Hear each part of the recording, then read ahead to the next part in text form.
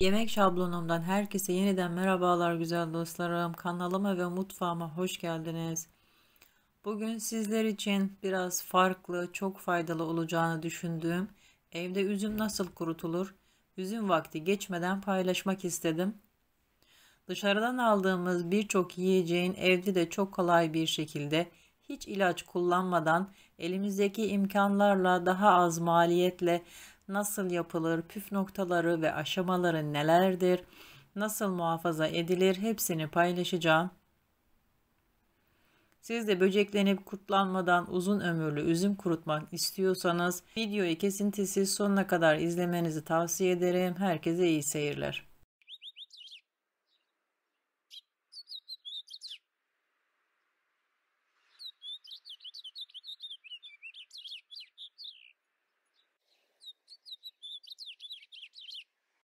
Çok az bir malzememiz var. 2 kilo tatlı çekirdekli siyah üzüm, 2 kilo tatlı çekirdeksiz sarı kuş üzümü, 1 tatlı kaşığı karbonat, çeyrek çay bardağı ayçiçek yağı, 3 litre kaynar su.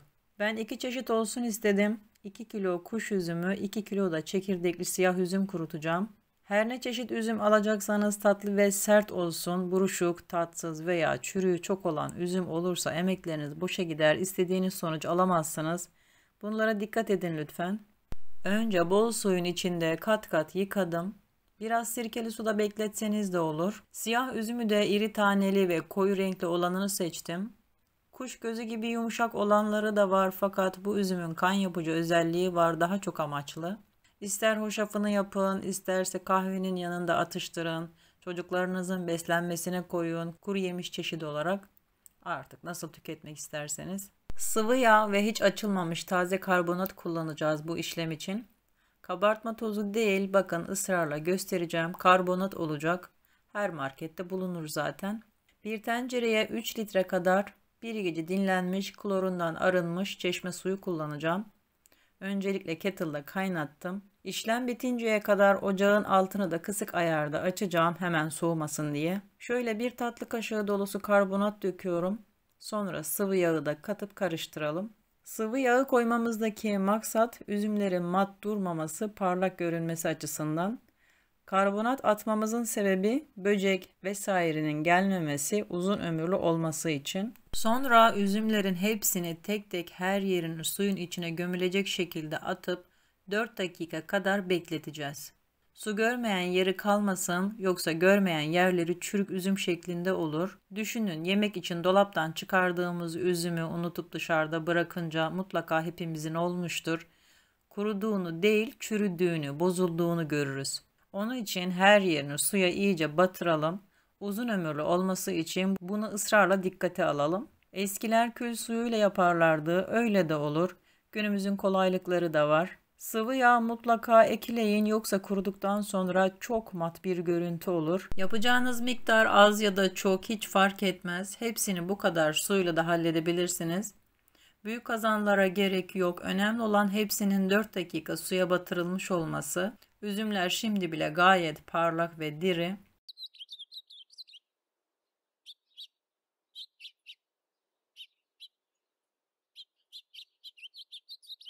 Yine sarı üzümleri de aynı suya batıracağım. Bunda bir sakınca yok. Rengi biraz siyahlaştı diye sorun olacağını düşünmeyin.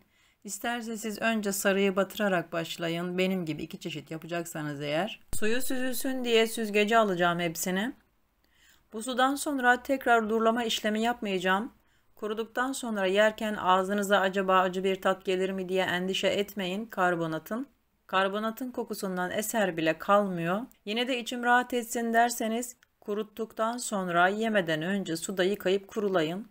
Dışarıdan satın aldığınız kuru üzümleri yıkamadan yemeyin. Onları kimyasal içerikli ilaca batırıp kurutuyorlar. Mutlaka yıkayın, benden size tavsiye.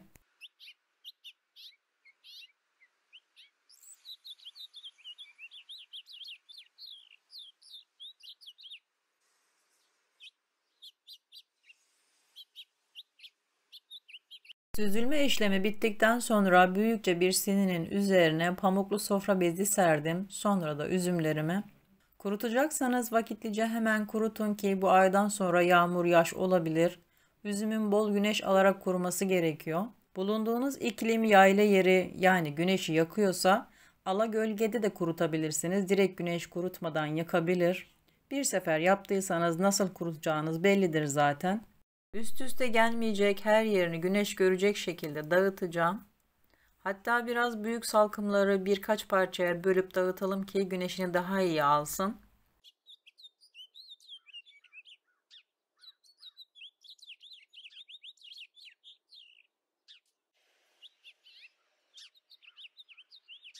Bu serdiğimin ertesi günü bakın biraz buruşmaya başladı bile. Gölge gelmeye başlayınca hemen güneşin bol olduğu tarafa çektim sinimi.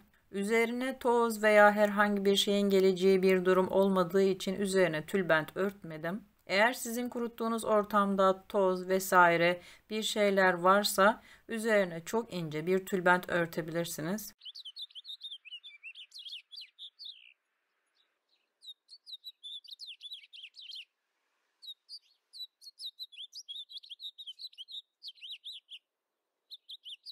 Bu ikinci gün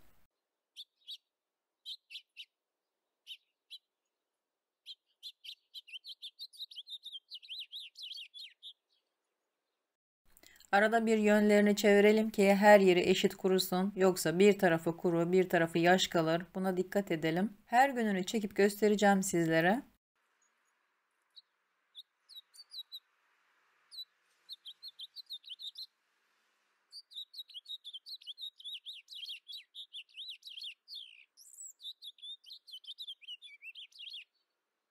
Bu üçüncü gün. Üçüncü günün akşamında epeyce kuruduğu için çöplerini tek tek ayıkladım. Tamamen kurumasını beklemeyin. Çok kuruyunca ayıklaması zor oluyor. Un ufak dökülüp kalıyor üzümün içine.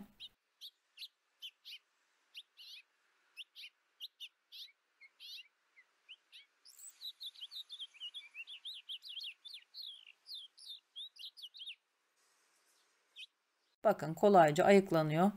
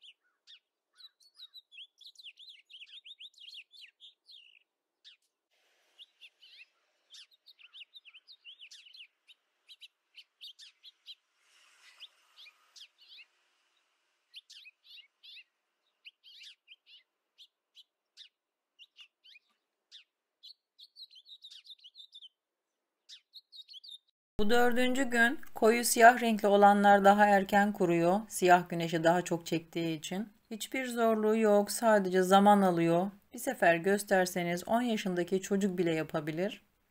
Durum böyleyken dışarıdan alıp külfet ödemeye hiç gerek yok. Hem gayet doğal, ilaçsız, katkısız, kendi el emeğiniz.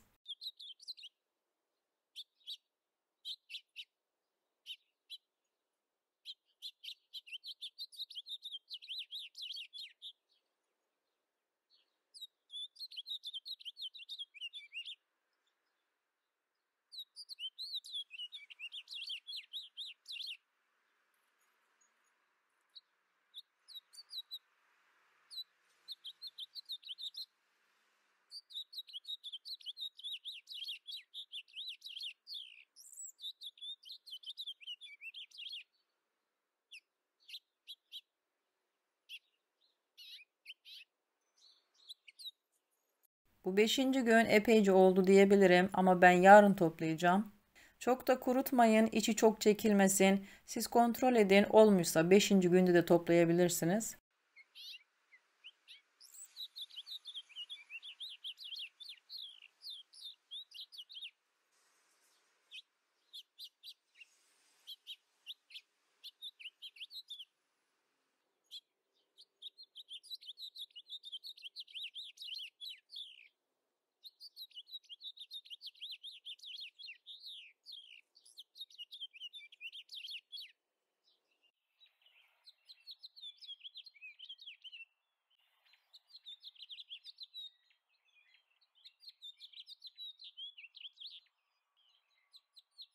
Bu 6. gün öğlen vakti. İçini size şöyle göstereceğim. Dışı kuru, içi nemli, sulu kalması gerekiyor. Çok bekletirseniz içinin nemi de gider. Takır takır olur. Sadece üzümün derisi ve çekirdekleri kalır. Böyle bir şey yemeyi kimse istemez tabii ki. 6. günde topladım ben.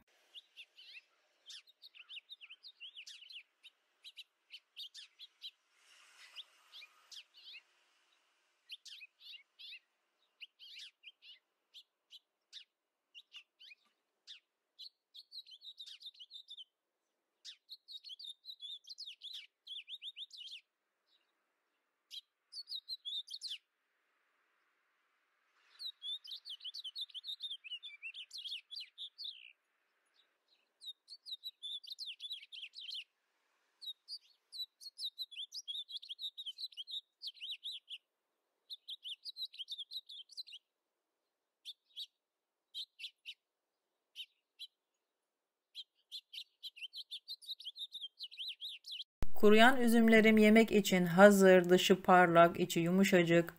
Dışı da yumuşak, takır takır değil. Bir kavanoza katıp varsa 2 yaprak da içine defne yaprağı koyup öyle muhafaza edebilirsiniz. Dolaba koymanıza gerek yok, üzüm bozulmaz.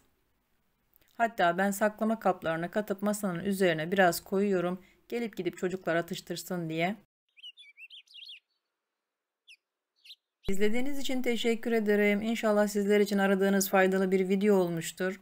Kanalımda bu ve bunun gibi size gerekli olacağını düşündüğüm birçok tarifim mevcut. Kışlık yiyecekler, baklavalar, börekler, yemekler bakmak isterseniz. Bir sonraki videoda görüşmek üzere. Hoşça kalın. Allah'a emanet olun.